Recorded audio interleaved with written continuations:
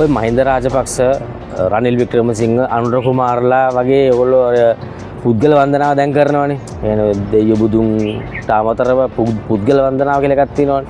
ඒක ඉතා දරුණු අපරාධයක්. ඒ කියන්නේ හරි මෝඩයි. ඒ කියන්නේ මෝඩ මිනිස්සු තමයි පුද්ගල වන්දනාව කරන්නේ.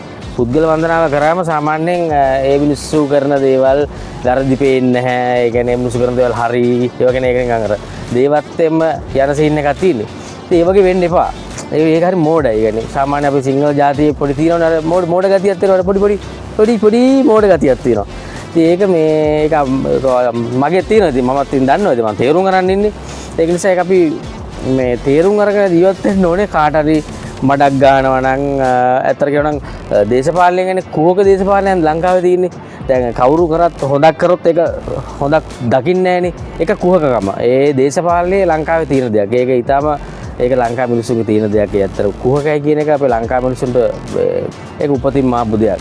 ඒක කරන්න දෙයක් නැහැ. ඒ දවස්වල ඉඳන්ම අපේ උන් මේ පාවා දීලා ඒ සීන් ගොඩක් ගියානේ. ඉතින් ඒව කරන්න දෙයක් නැහැ. ඒවා නරක දේවල් DNA වලින් ආපු දේවල්. ඉතින් ඒවා මේ පුළුවන් තරම් අඩු කරගන්න බලමු. ඒක නිසා මේ පුද්ගල වන්දනාව කියන එක හොඳ නෑ. කවුරු කරත් ඒක අන්තිමට ඒක බෑඩ් ලක් එකක් ඇත්තටම.